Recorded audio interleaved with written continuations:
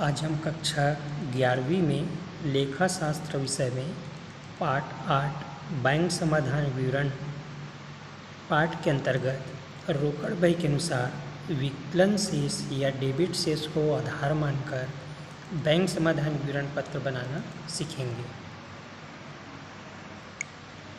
प्रश्न है 31 मार्च 2007 को राम की रोकड़ बही का बैंक स्तंभ अर्थात बैंक कॉलम 2000 रुपये का डेबिट या विकलन शेष दिखाता है। पासबुक से मिलान करने पर ज्ञात हुआ कि 500 रुपये के चेक उसने बैंक में जमा कराए थे। 31 मार्च तक बैंक द्वारा जमा नहीं किए गए।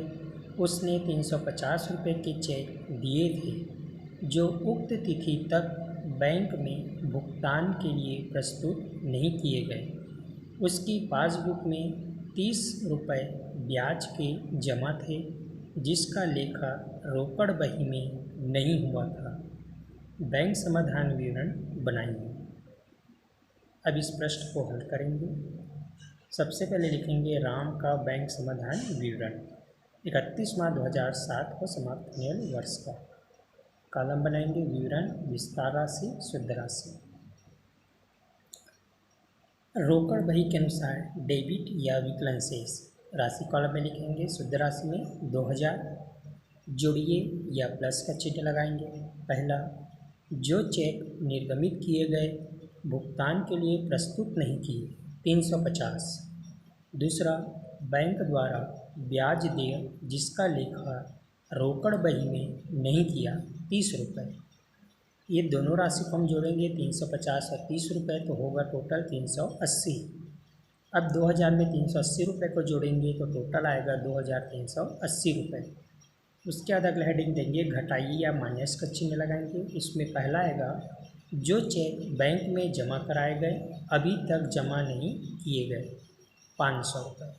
एक ही राशि है तो दोनों कॉलम में लिख सकते हैं। अब 2380 में 500 रुपये को घटाएंगे तो बचेगा 1880 रुपये। ये कहलाएगा पासबुक के अनुसार समाकलन या क्रेडिट शेष। ये इसका उत्तर होगा।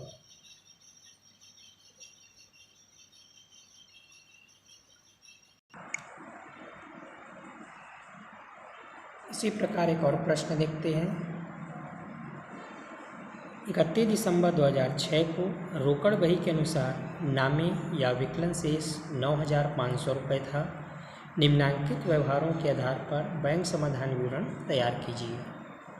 पहला, 1000 रुपये के चेक जारी किए गए किंतु 850 रुपये के ही चेक भुगतान के लिए प्रस्तुत हुए। दूसरा, 1500 रुपये के चेक बैंक में संग्रह हेतु भेजे गए किंतु 1200 रुपये के चेक संग्रह नहीं हुए। तीसरा, 100 रुपये ब्याज केवल पासबुक में अंकित है मतलब लिखा हुआ है। चौथा, ग्राहक द्वारा बैंक में सीधे 400 रुपये जमा कराए। पाँचवा, 400 रुपये का बीमा प्रीमियम का भुगतान बैंक द्वारा किया गया परंतु रोकड़ बही में नहीं लिखा गया। तो ये प्रश्न है। अब इसको हम हल करेंगे। बैंक समाधान विवरण पत्र रोकड़ बही के विकलन शेष को आधार मानकर। सबसे पहले हम प्रारूप बनाएंगे। बैंक समाधान विवरण 31 दिसंबर 2006 को समाप्त होने वाले वर्ष का विवरण, विस्तार राशि, शुद्ध राशि। सबसे पहले लिखेंगे रोकड़ बही के अनुसार विकलन शेष 9500 जिसे शुद्ध राशि कॉलम में लिखा जाएगा। फिर प्लस या जोड़िए। पहला, जो चेक जारी किए गए लेकिन भुगतान के लिए प्रस्तुत नहीं किए गए 150 जिसे विस्तार राशि में लिखेंगे।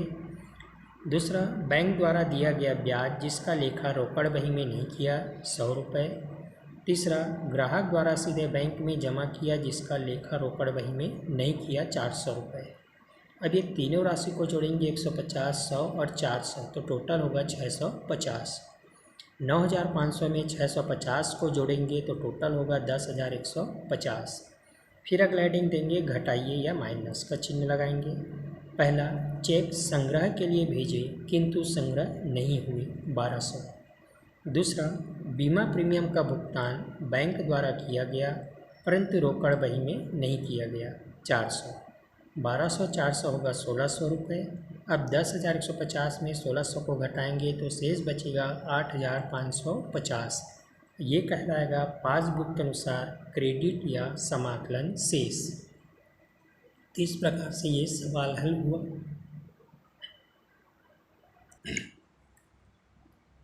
एक और प्रश्न देखते हैं। निम्नलिखित सूचनाओं के आधार पर बैंक समाधान विवरण बनाइए। पहला, रोकड़ बही के बैंक कॉलम के अनुसार नाम शेष मतलब विकलन शेष 3,72,000।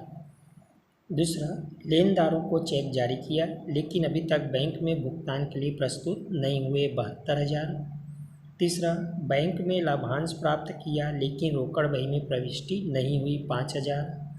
चौथा, बैंक के द्वारा ब्याज दिया गया 1,250।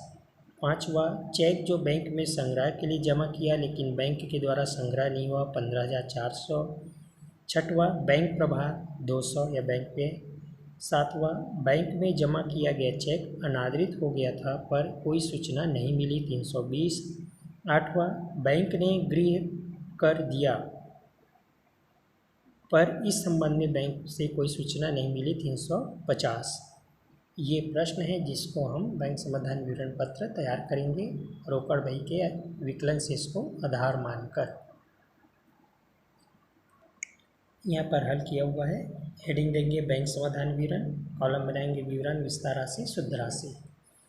रोकड़ बही के अनुसार विकलन या डेबिट शेष 3,72,000 जोड़िए या प्लस। पहला, चेक जो निर्गमित किए गए लेकिन भुगतान के लिए प्रस्तुत नहीं हुए 72,000।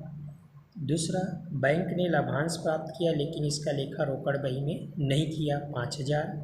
तीसरा, बैंक द्वारा दिया गया ब्याज जिसका लेखा रोकड़ बही में नहीं किया 1,250।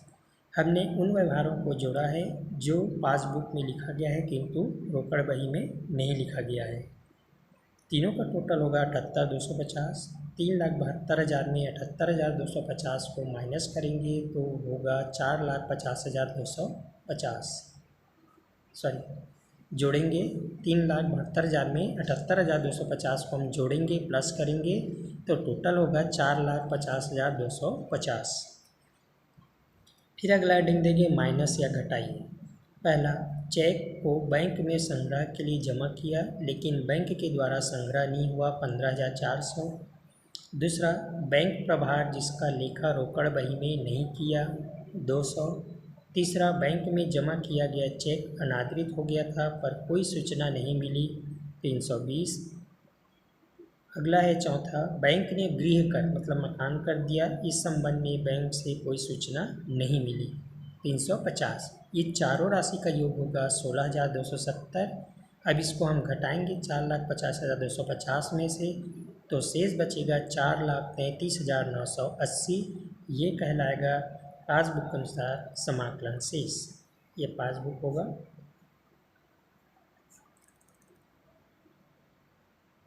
इस प्रकार से बैंक समाधान विवरण पत्र तैयार हुआ।